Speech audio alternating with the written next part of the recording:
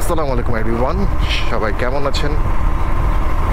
সবাইকে দি bikers dispute টিমের YouTube channel থেকে ওয়েলকাম করছি। আমি লিপন। আজকে শুক্রবার, আজকে খুব দারুণ একটা ইন্টারেস্টিং একটা ভিডিও আপনাদের জন্য তৈরি করছি। সেটা হচ্ছে বাংলাদেশের one of the most favourite bike নিয়ে ভিডিওটা। দুটো বাইক একসঙ্গে, দুটো বাইক হচ্ছে রিভিউ করব, ওনারশিপ রিভিউ। একটা বাইক হচ্ছে আপনার 30,000 kilometre riding experience ownership review, আরেকটা হচ্ছে 10,000 plus riding experience ownership review. তো আজকে আমরা সুমন এবং আপনাদের কাছে তাদের মুখ থেকে শুনবো যে তাদের এই দীর্ঘ পথ চলা, তাদের জিক্সার মনোটনের সাথে কেমন ছিল এবং তাদের ব্যক্তিগত অভিজ্ঞতা তারা আজকে আমাদের মাঝে শেয়ার করবে। এবং তাদের এক্সপিরিয়েন্সটা এই মানে যেসব ইনফরমেশনগুলো আমরা পাবো, আই থিঙ্ক যারা নতুন জিক্সার নিতে চাচ্ছেন, মানে জিক্সারের ব্র্যান্ড সুইচ করতে চাচ্ছেন, তাদের ক্ষেত্রে খুব ভালো একটা দিক নির্দেশনামূলক একটা ভিডিও মানে হবে এটা।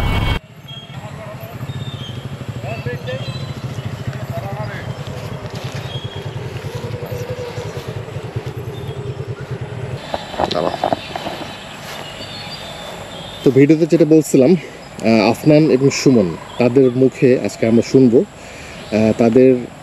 আফনানের হচ্ছে 10,000 প্লাস রাইডিং এক্সপিরিয়েন্স এবং সুমনের 30,000 প্লাস রাইডিং এক্সপিরিয়েন্স। তো চলুন মূল ভিডিওতে চলে যান। আফনান আর সুমন, কেমন আছো তোমরা? আচ্ছা, তো আজকে ভিডিওটা করার কিছু মানে উদ্দেশ্য আছে। সেটা হচ্ছে যে আজকে আমরা মানে ভিউয়ার্সদের উদ্দেশ্যে কিছু তোমাদের রাইডিং এক্সপিরিয়েন্সগুলো জানতে চাচ্ছিলাম। যে তোমার যেহেতু আপনার তুমি 10,000 প্লাস রাইড করছো এবং সুমন 30,000 প্লাস রাইড করছে, তো এই বিষয়গুলোতে তোমাদের এক্সপিরিয়েন্স, তোমাদের অভিজ্ঞতা কেমন ছিল এই পথ চলাতে তোমাদের মনোটন নিয়ে। তো এই বিষয়ে তোমরা প্রথমে শুরু করি আফনানকে দিয়ে। তো আফনান, তুমি একটু বলো যে তোমার এই বাইকটা তুমি কখন নিছো, কতদিন বয়স হলো এই বাইকটার? আচ্ছা, আমার এটা 2024-এর এপ্রিলের 29 তারিখে নেওয়া বাইকটা। 1 বছর 3 মাস প্লাস 3 মাসের মতন হচ্ছে আর কি।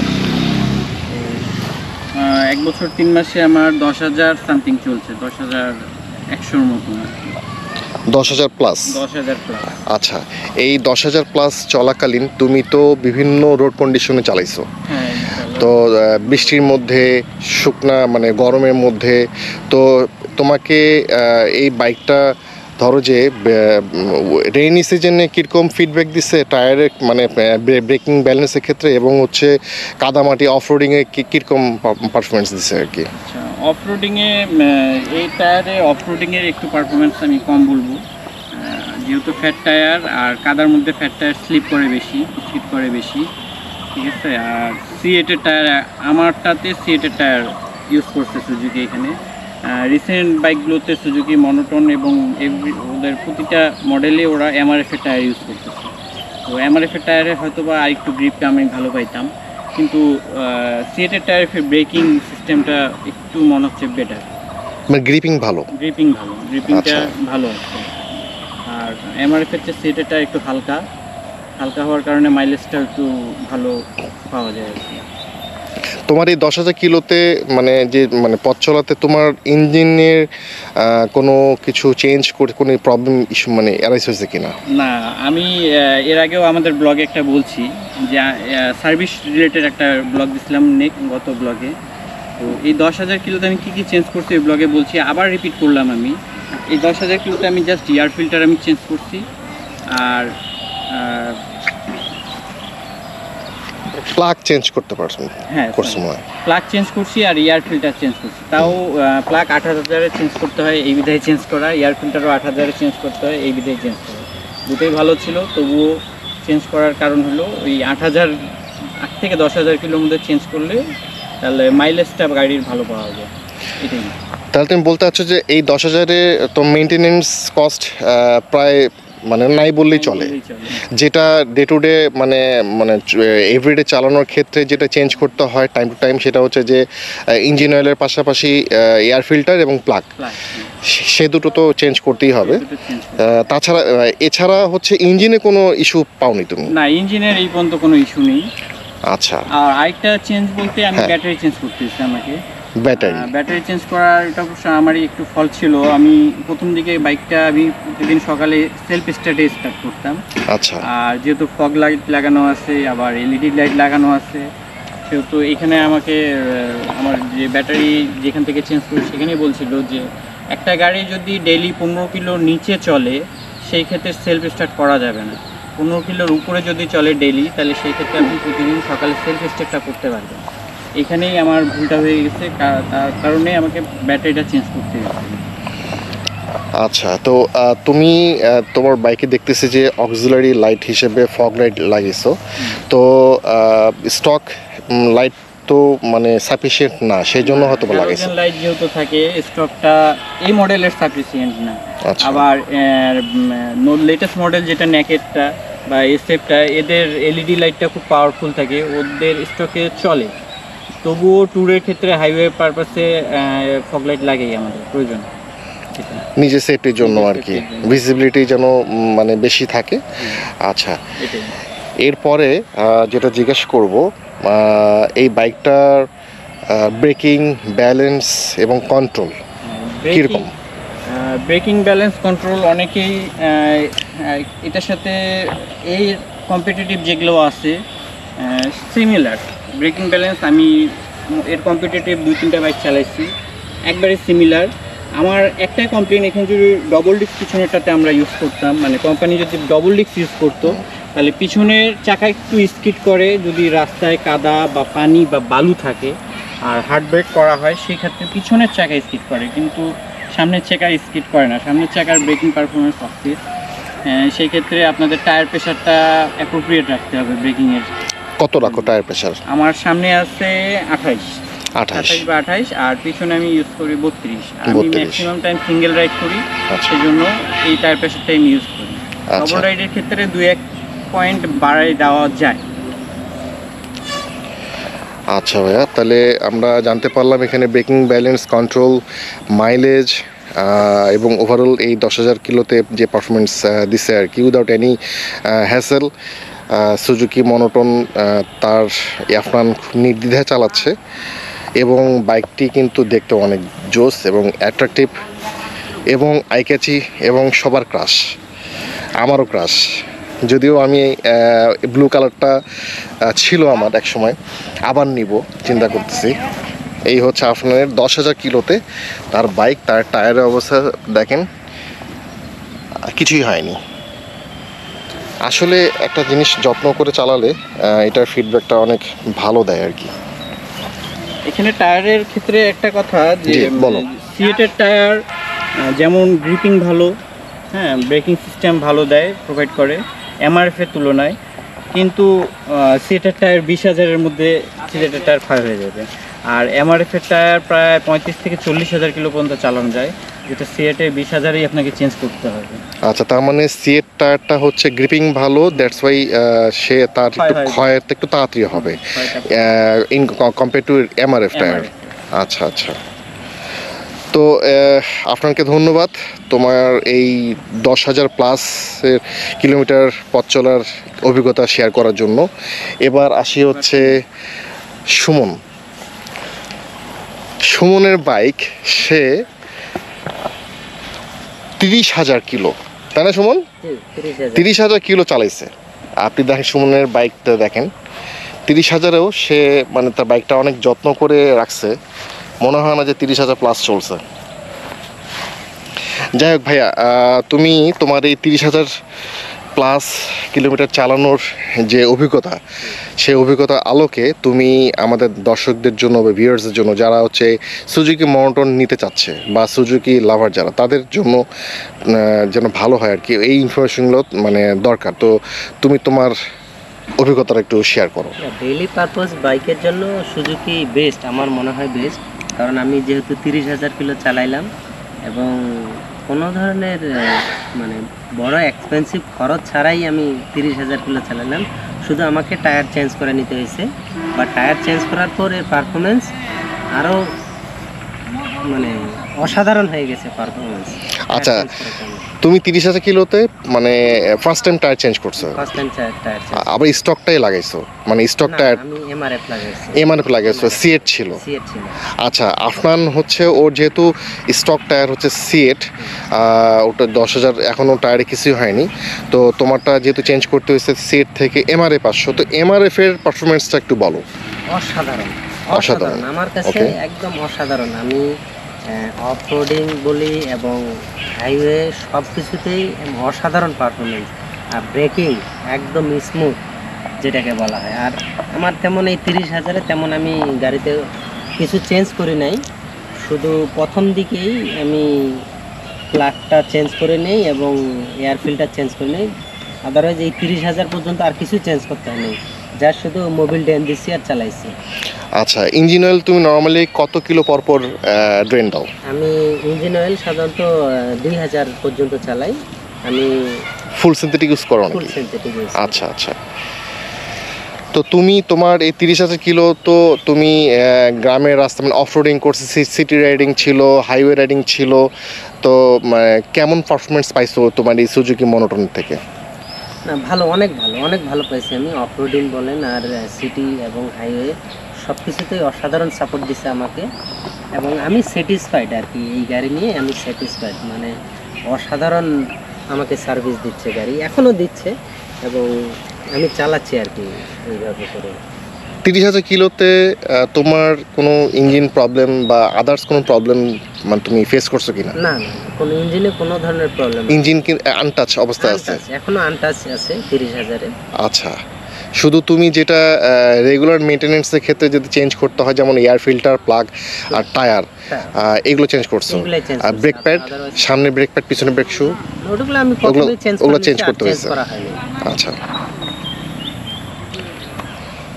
তো তোমার রিসেন্টলি আমরা বলে দিই, আমরা কিন্তু গত কুরবানি, এই কুরবানি ঈদের পরপরই আমরা রাজশাহী ট্যুরে ছিলাম আর কি। তো আফনান, আমি, সুমন, আমরা এই বাইকগুলো নিয়েই কিন্তু গেছিলাম। তো এখন তোমাদের দুজনের কাছে আমি একটু প্রশ্ন রাখবো। তো আমরা কিন্তু যে রাজশাহী ট্যুরে যে গেছিলাম, আমাদের সবারই কিন্তু সুজুকি বাইক ছিল। আমারও মনোটন, আমার ব্লু কালার মনোটন ছিল, আর সুমনের এই বাইক, আফনানের ওই বাইক। তো আমি বলবো না, তোমরাই বলো, তোমরা এই বাইকের পারফরমেন্স কেমন পাইছো? হাইওয়ে রাইডিংয়ের ক্ষেত্রে এটা কি কেমন ফিডব্যাক দিচ্ছে তোমাদেরকে? হাইওয়ে রাইডিংয়ের ক্ষেত্রে কোনো ধরনের প্রবলেম হয়নি। আমরা যেহেতু রাজশাহী ট্যুর করে আসলাম, তেমন কোনো প্রবলেম হয়নি। শুধু রাস্তায় ছিলাম, শুধু সবাই একসাথেই ছিলাম, কোনো ধরনের প্রবলেম হয়নি আমাদের। আচ্ছা, আফনান, তোমার কেমন লাগছে এই মনোটন ট্যুরে? আমাদের টোটাল 4টা মনোটন বাইক গেছিল, আর একটা গেছিল SF, Suzuki Gixxer SF FI।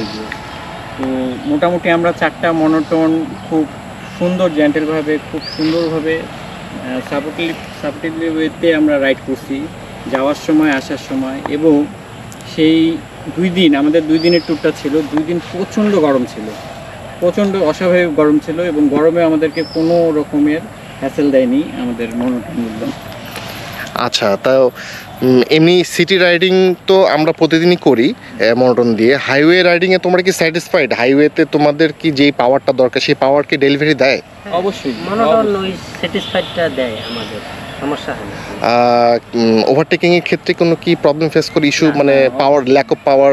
Lake মনে হয় না, পাওয়ার ল্যাক করে না? লেক মনে হয় না। আচ্ছা আচ্ছা, এবং পাওয়ার তো ল্যাগ মনে হয় না, আর এর ইনস্ট্যান্ট পিক আপের কারণে, ইনিশিয়াল পাওয়ারের কারণে ওভারটেকিং খুব স্মুথলি করা যায়। আর আপনারা সবাই যারা জিক্সার মনোটন ইউজার, তারা অবশ্যই জানেন এর ব্রেকিং এবং কন্ট্রোলিং আর ফান রাইড, যে এটা দিয়ে যে মজাটা পাওয়া যায়, আমার মনে হয় না বাংলাদেশে অন্য কোনো বাইকে এই মনোটনের মতন ফান রাইডে মজা দিতে পারবে। হ্যাঁ, তা তো অবশ্যই। ফ্যাট টায়ার, পাওয়ারফুল ইঞ্জিন, এবং এর ব্যালেন্স, তারপরে বডি ওয়েট রেশিও, সব কিছু মিলে একটা পারফেক্ট একটা বাইক।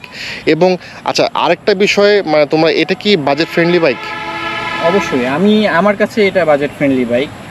যদিও বা 2-1টা চেঞ্জের প্রয়োজন ছিল, আমি বললাম কি কি চেঞ্জেস আগে যেমন ডবল ডিস্ক আসতো, আমাদের ডবল ডিস্কটা কন্টিনিউ করলে কোম্পানি খুব ভালো হতো। আচ্ছা, আর এবিএস তো রিসেন্টলি লেটেস্ট একটা টেকনোলজি, এবিএসটা আমরা ডিমান্ড করতেই পারি, সেই জন্য এই দুটো চেঞ্জ থাকলে খুব ভালো হতো। আর এলইডি সেটআপটা প্রয়োজন ছিল মনোটনে আর কি।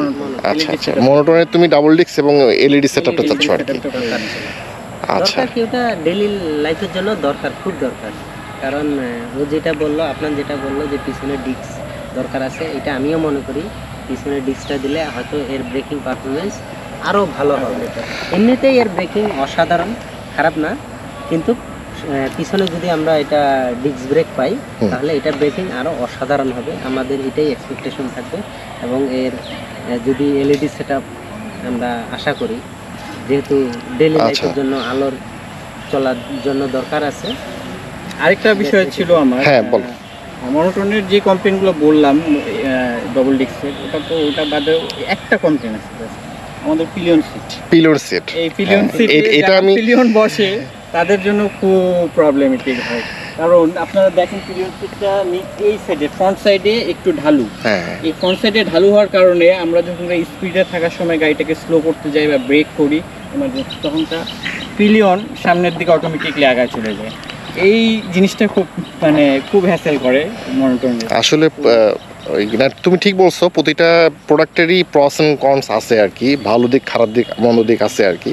তো এই বাইকটার আমার মনে হয় ওই পিলিয়ন সিট ছাড়া আর মনে হয় খারাপ দিক নাই আমার মতে আর কি। আর হচ্ছে যেগুলো আমরা বললাম যে ড্রাম ব্রেক এবং হচ্ছে ডিস্ক ব্রেক এবং হচ্ছে এলইডি সেটআপ, এটা হচ্ছে সময়ের চাহিদা আর কি, সময়ের সাথে সাথে এগুলো আর কোম্পানি আর কি। মনোটন কিন্তু আগেও ডবল ডিস্কে আসতো। আচ্ছা, আগেও ডবল ডিস্কে আসতো। কোম্পানি এখন কেন ডবল ডিস্ক দিচ্ছে না সেটা বলতে পারতেছি না, ডবল ডিস্ক আমরা ডিমান্ড করি এটা। তাহলে আরেকটা প্রশ্ন, সেটা হচ্ছে যে এরপরে শেষ প্রশ্নে চলে যাবো, সেটা হচ্ছে যে তোমরা এই বাইকটা শুরুতে এই যেরকম ফিল নিয়ে পারচেস করছিলা, এখনও কি সেই ভালোবাসা কাজ করে এই বাইকটার প্রতি?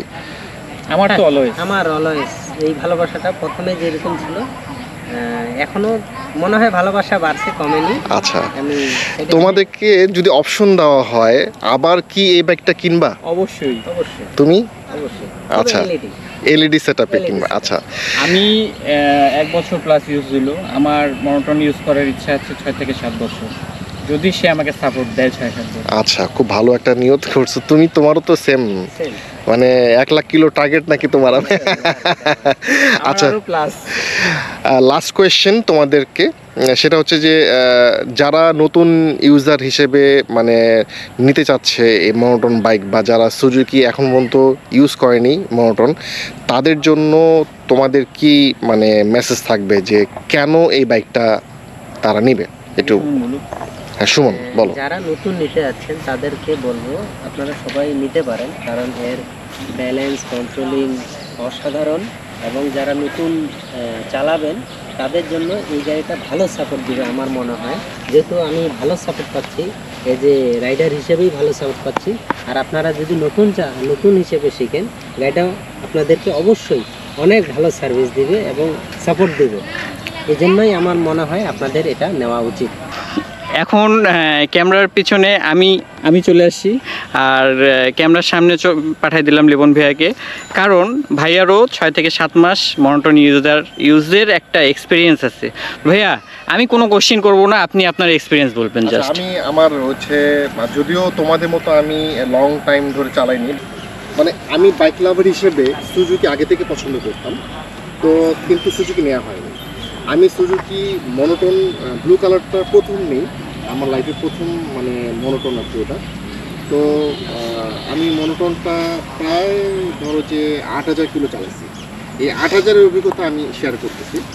প্রথম যখন বাইকটা নিই তখন আমি অন্যান্য বাইক থেকে এই বাইকটা আমি সিটিং পজিশন থেকে শুরু করে এর রাইডিং পশ্চার এবং হচ্ছে এর ব্রেকিং ব্যালেন্স আমাকে আমাকে নস্টালজিক করে ফেলে, আমাকে পাগল করে। আমি এই রাইডিং ফান ফ্যাক্টর যেটা আমি অন্য কোনো বাইকে পাইনি। লিটারেলি আমার কিন্তু বিভিন্ন ব্র্যান্ডের বিভিন্ন সিরিজের বাইকগুলো চালানো অলরেডি ডান, আলহামদুলিল্লাহ, আল্লাহ আমাকে সে তৌফিক দিচ্ছে আর কি।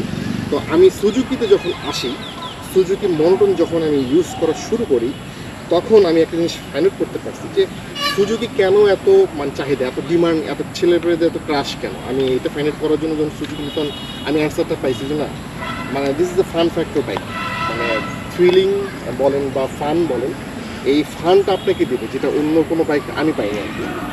এখন আসি এটা ব্রেকিং সিঙ্গেল ডিস্ক হওয়া সত্ত্বেও এর ব্রেকিং কিন্তু অসাধারণ।